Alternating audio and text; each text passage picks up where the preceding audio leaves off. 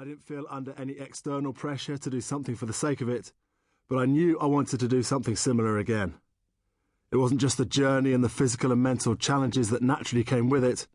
I enjoyed the planning itself, the development and the training. I missed preparing for a long-term goal and the pressure that comes with having to perform.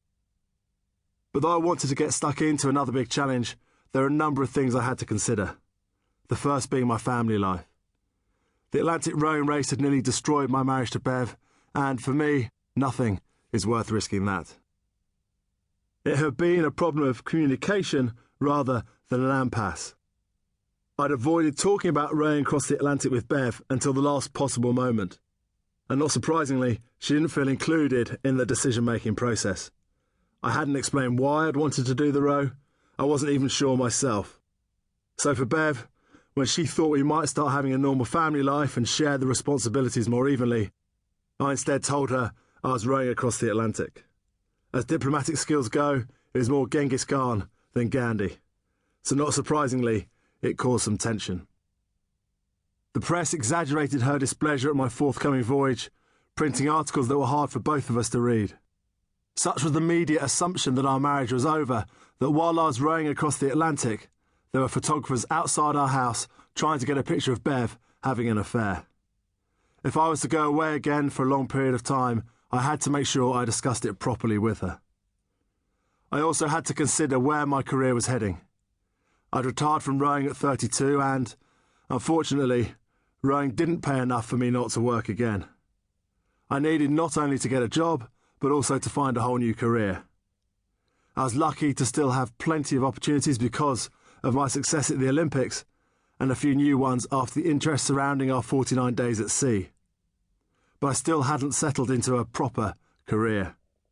Could I afford to take such a big chunk of time away again? Besides which, would I want to do something else with Ben again? Despite having very different personalities and goals for the Atlantic row, we'd managed to find a way of working well together. Reaching that point involved a lot of frustration, tears and arguments, but by the time we stepped off the boat, we'd forged a close friendship. I was even best man at his wedding. Did we want to risk that friendship on another trip? And more particularly, given my competitive instincts, a race. I first heard about a race to the South Pole from a journalist, and it got me excited in a way that other events hadn't. Since Norwegian explorer Roald Amundsen famously beat Captain Scott to be the first man to reach the bottom of the world in 1911, many others had mounted expeditions there. But the Amundsen Omega-3 South Pole race would be the first time in 100 years that teams would actually race one another to the pole, putting their provisions behind them as the early pioneers had done. Like many people, I'd read about Amundsen's achievement, but I had no idea what it would actually feel like to be skiing in a whiteout at -50.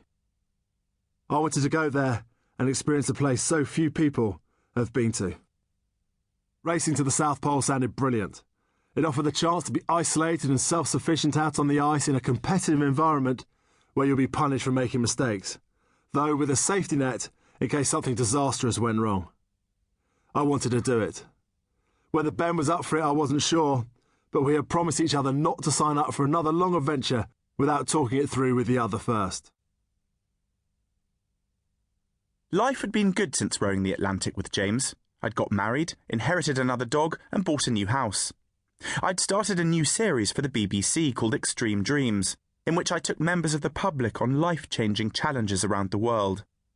I'd led teams through the jungles of Papua New Guinea and Guyana, up the mountains of Kilimanjaro in Tanzania and Roraima in Venezuela, and across the Sahara and Atacama deserts.